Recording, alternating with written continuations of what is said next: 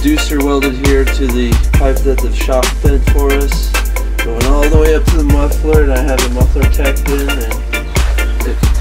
and it's all, everything is in place, so all we gotta do is finish welding this section and it should be good. Nice. Yeah, what do you think? Those headers drop really low, so that was one of our biggest obstacles. Yeah, I mean, this will rotate like that, so you'll have a little more clearance, but yeah. Other than that, that should be the lowest part of the system.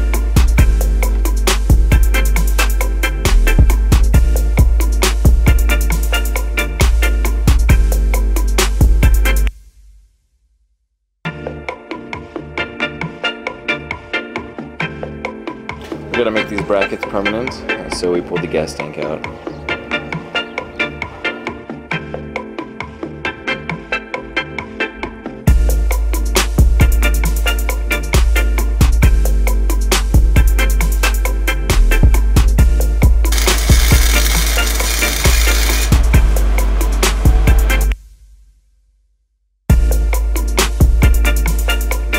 Don't say that on camera. I won't. Okay, there's a hole for our O2 sensor for the wideband, so we can tune the carburetor.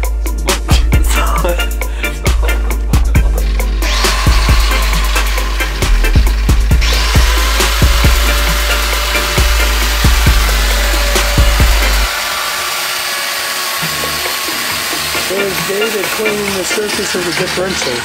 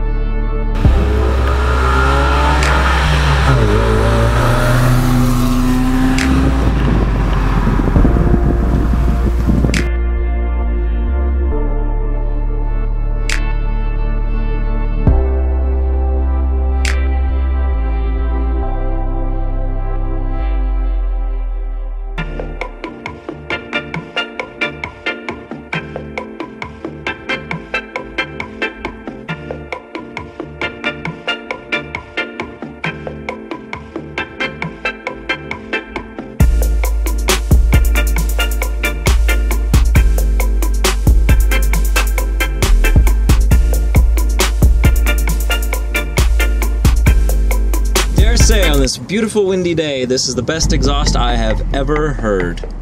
Yes, now it's time for bumpers.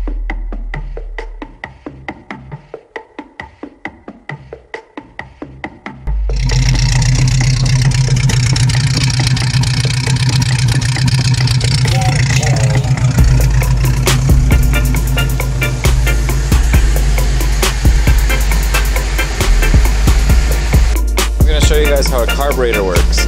What you do is you put it over a trash can, and you put money in this end, and it comes out as trash out the other end. Okay, here's our fancy schmancy Weber progressive carburetor, 2-barrel carb, 32mm for the small, 36 for the large. The jets are what came with the carburetor, and so I thought, hey, I might need to get this thing rejetted because, well, it's running kind of crappy. So took it to a carburetor shop called Skinner's Carbs in Albuquerque, really great place. And the guy said, well, basically your carburetor's jetted correctly. We just did a lot of adjustments. I don't know how many, but he said a lot and he emphasized it. And so the jets are the right size and your ignition timing was off about 20 degrees. Retarded. Wow. So they put it at 10 before top dead center. Everything was great. I took the car out for a drive and I took it straight to the shop to get repainted. Alright, ladies and gentlemen, there you have it. She's good as new.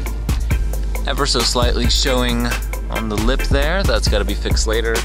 And later in the summer I will be filling in those holes for the reflectors that I don't use. Also got some wheel spacers to make sure that that wheel does not ever touch the fender again. I picked it up from the shop to get repainted, went to the movie theater, parked for a few minutes, and this happened. Let's go to the movie theater. Hey, let's start the car. Why doesn't it want to start? Oh yeah, because they put ethanol in our gasoline. Ethanol does not like to be hot. It evaporates. Thanks, Obama. Yeah, putting ethanol in the gas. I was warned about this right when I picked up the car from the carburetor shop. They said, well, your carburetor and the intake manifold are sitting right there on the exhaust manifold, and you don't want them to be touching. That's going to vaporize all of the ethanol in the gas, and it's going to hydrolock your carburetor. Woohoo! Totally what happened. So, I bought some very fancy things. The first of them being a heat shield from an Opel Parts website, because, well, they're the only ones that actually had that I could find. You know, it's funny, we do this thing with Google where we search 2 or 3 pages at most, maybe not even past the first page, and if it doesn't really work out past the first page, we sort of change our search or give up. Anywho, I'm sure other people had the heat shield, but for 30 bucks, it was a good deal. So the heat shield is going to go between the two, but something even better is I got a spacer. 7mm, which it looks like our studs aren't going to be a problem. A 7mm, I think it's called a phenolic or some sort of fancy, high density, high temperature capable plastic. Or mix of materials. I can't really guarantee that. Because when you say, oh yeah, I'm putting plastic on my carburetor, people are thinking, have fun. But no, it's going to work out pretty well. So it's going to go intake manifold, heat shield, well, intake manifold, gasket, heat shield, gasket, spacer, gasket, carburetor. That should cure my problems. A lot of people use aluminum spacers for that, and well, let's just say I didn't find an aluminum spacer, and this spacer cost something like $12. From Redline. I trust Redline. Wish me luck, folks. The alternator, oh, this thing. Basically, all the problems in my life are because of these aftermarket headers that I bought locally. And they're really, really close down there. The alternator, oof, that's close. I mean, I don't have any space to tension the belt on the alternator, so what I did is I got this really, really small belt. It's a Volvo belt, 460481. That's the part number, 888mm by 9.5. Yeah, so the Miata alternator here, using the original generator bracket with a modified generator bracket down there, it's working out. That's all I can say. I can't say how well. It's not quite lined up. If you see, there's a little bit of offset there on the belt. I don't like that at all, and I wish that I could do something about it. But let's just say it's not possible. Okay, so some of the things I'm going to be doing is wiring.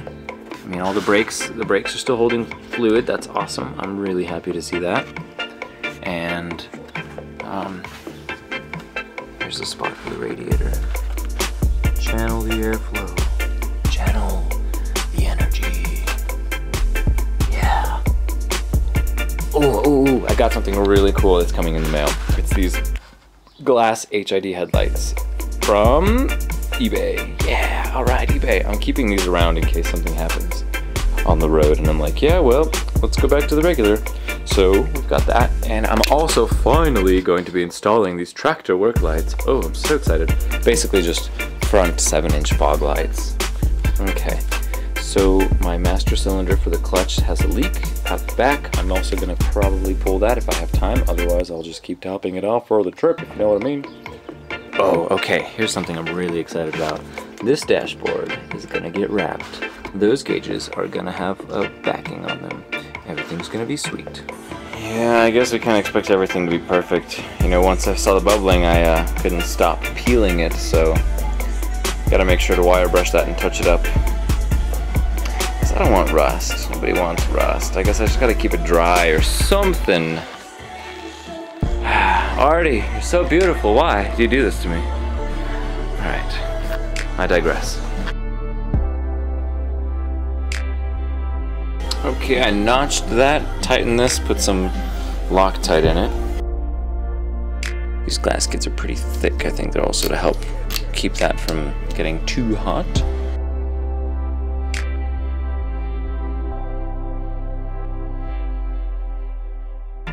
Something like that. Methinks I got a little too ambitious with this spacer, heat shield, whatever. You can see I had to cut a lot to clear things. Primarily the throttle linkage there. They had this nice little cut on the side for it, but that was for an MG, so I kind of learned a lesson here. And on the other side there was like a little fuel bowl, I think it's called, something like that. Anywho, it's still better than no heat shield, I can guarantee that. And hopefully I didn't mess it up too much and it'll have a good seal. So I need to put new silicone now because it took so long test fitting all that my silicone is dried up. Alright, I've spent about an hour trying to adjust the carburetor linkage. What's going on is the idle screw will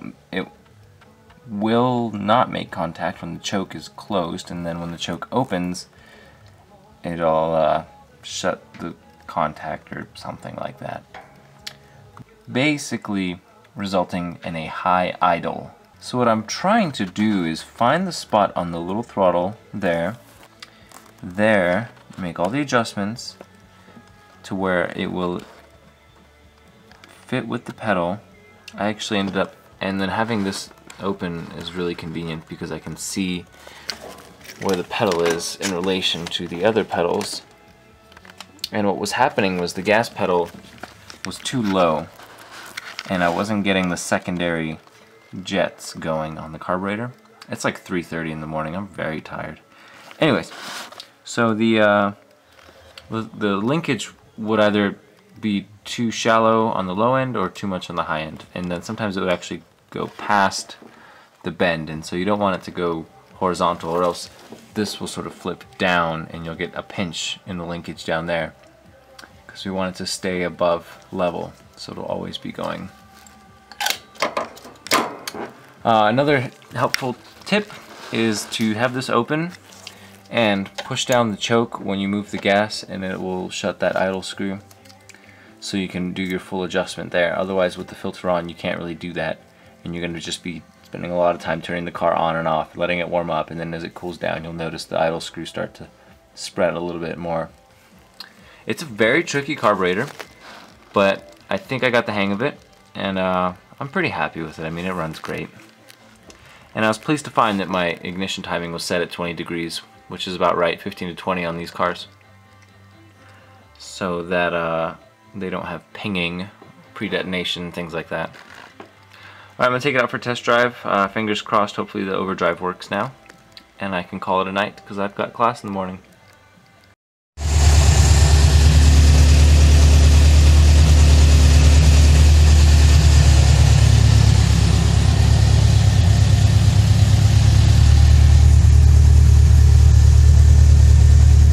Okay, that was a long digression. We're back to the carpet. It was a pet/kid friendly carpet, and apparently that means that they had a cat. You can see part of the cat there. I'm sure the rest of the cat is somewhere in the carpet as well. The only damage on it is here. Alright, you guys are probably like, okay, hold on, wait a minute. You're using a rug. A rug. Yes. It's gonna be pretty cool. So I'm hoping to sort of center that. I don't even really know where. Maybe put that by the shifter, the centerpiece. Driver's side, passenger side. Oh, by the way, did you know I'm cutting it up? I'm sure you were aware of that. So yes, rugs are thicker than automotive carpet. I didn't want to just get like a cheapo $18 Home Depot carpet. Actually, if I knew that they had them for 18 bucks, I probably would have bought one, because this thing was like $40 on Craigslist. So, I've got the original carpet back there. I'm going to use that for patterns. I don't think it's wise to use any of the foam after years of mildew, but I'll take a look anyways. So, there's my jerk neighbor and his Durango being a jerk.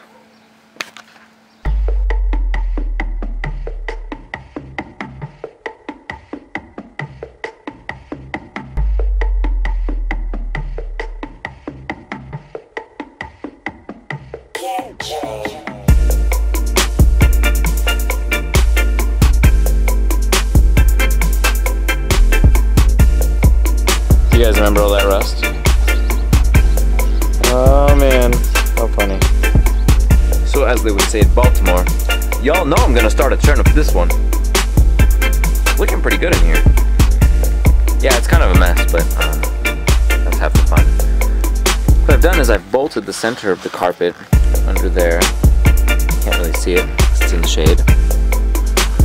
And I am cutting it right under the seats as the original carpet had it placed, more or less, which is about the 2.5 foot mark. There's the Zia symbol in the center. I'm trying to keep that as much as I can. I've got a great wrinkle there that's going to be a lot of fun to work out. We'll figure something out there. And as I cut, I I hot glue the edges so that they don't fray anymore. This is after trimming them from all the excess parts that just want to fall off right away. So a utility knife is pretty handy, scissors is pretty handy. I should say scissors are pretty handy. Hot glue gun, definite must. And these kitty litter bags that are weighing it down are helping to sort of form it so I'm not constantly pushing it several places at once. They're very useful. It's a very traditional method of getting things to stay down upholstery-wise. Just throw some sandbags in there. So, I'm really excited for this.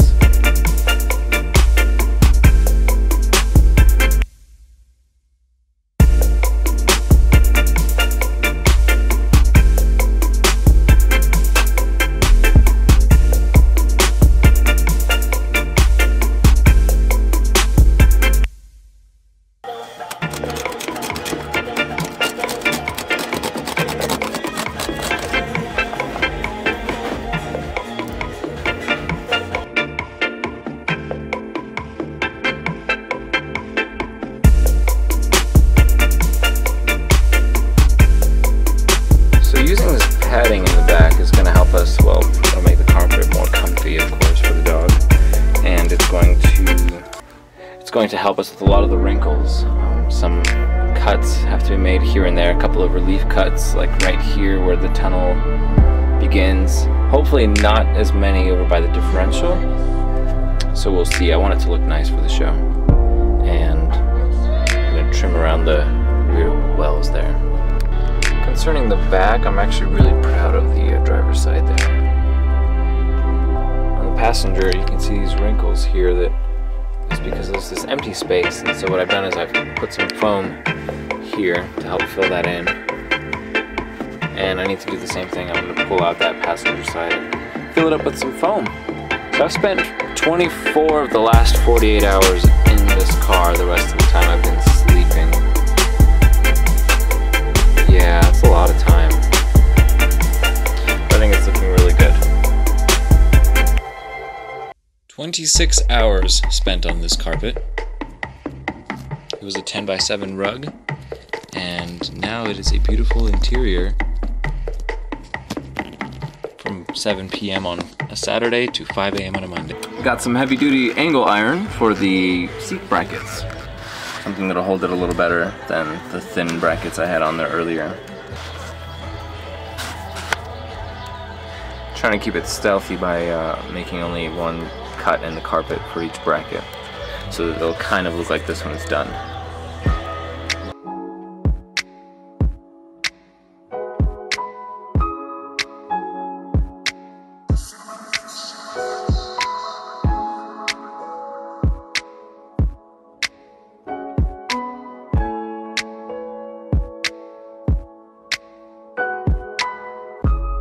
Sampling different stitches on this really cool Singer, and we're going to use that for the pattern on the dashboard, which is this nice suede polyester because I'm ethical.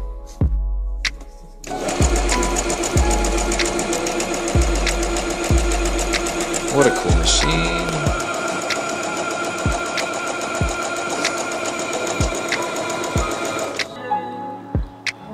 Nice perforated material, very cool. Cut out some stuff, cut out some wedges. This is our better of the two dashboards. This is an aftermarket one that's still pretty old, but it's a different kind of foam.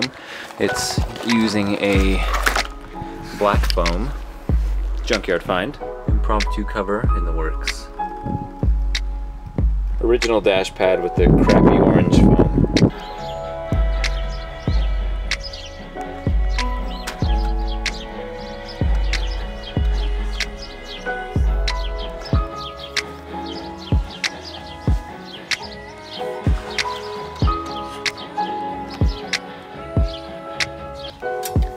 Oh look, it's like a little Thor helmet. I ordered this 3M Paint Defender spray film, and I put it on the car. And it's a little orange peely, but it takes about 2 hours to settle. It's been about 10 minutes, and I even put on the headlights. It's finally that time of year where I get to install a radio. It's a little JVC unit, cheapest thing I could find at Walmart, but it's pretty much got everything I need, minus Bluetooth. Yeah, it's dried invisible. It's pretty nice. You don't really see it unless you're looking really closely. Kind of looks like a faint little spider web between the layers there, but I'm happy with it. Okay, another news. This radio, basically, they wanted $40 to just install it.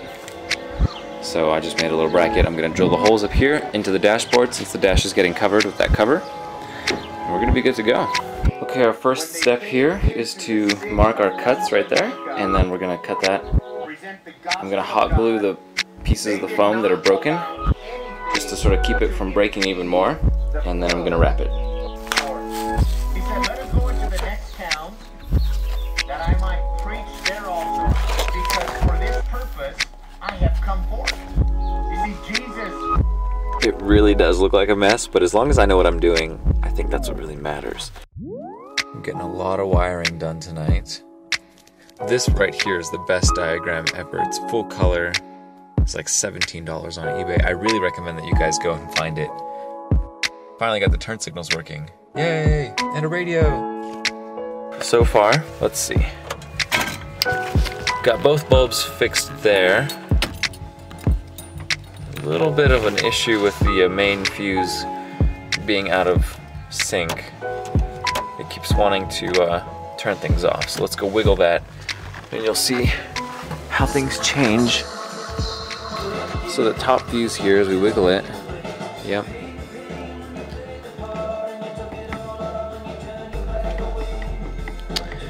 See how there's like that intermittent blinking? Let's see if I can do it again. Yep. So pretty much we gotta tighten this up because it's going out on its own. But with it connected, everything else works inside, and we have turn signals. Kind of weird the way they blink kind of quickly like that.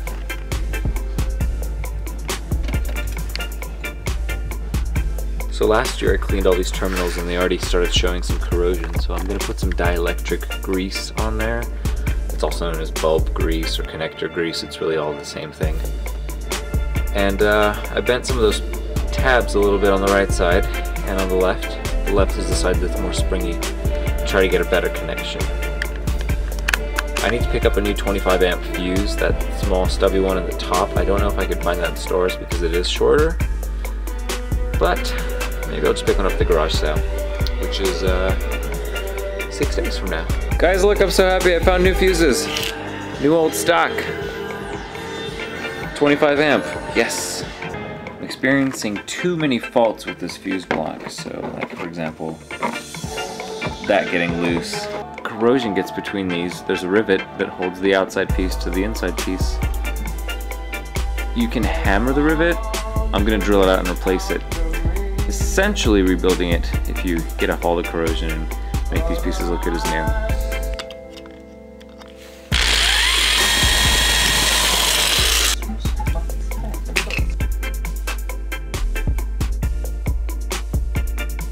So with this wire brush, I'll clean out both sides of them, and then I will put some dielectric grease everywhere and rivet them back into place. It also really helps that I have one that's a spare to reference where everything goes. Well, it broke on the first attempt to rivet that piece, so I'm just gonna move on. I cleaned up the other one.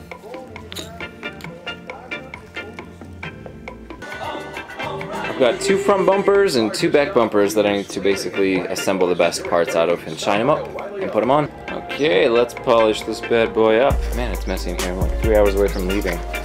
Ooh, stressful. For the first time ever, actually, I've been driving Arthur. I took him on the highway again for the 2nd time, and first time at the university where I go, UNM, and man, it's becoming a daily driving kind of car. I'm really proud of that.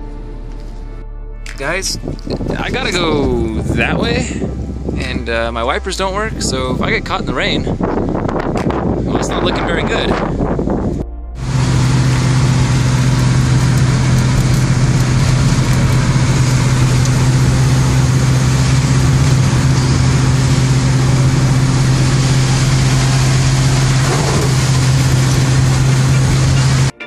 Guys, double rainbow all across the sky.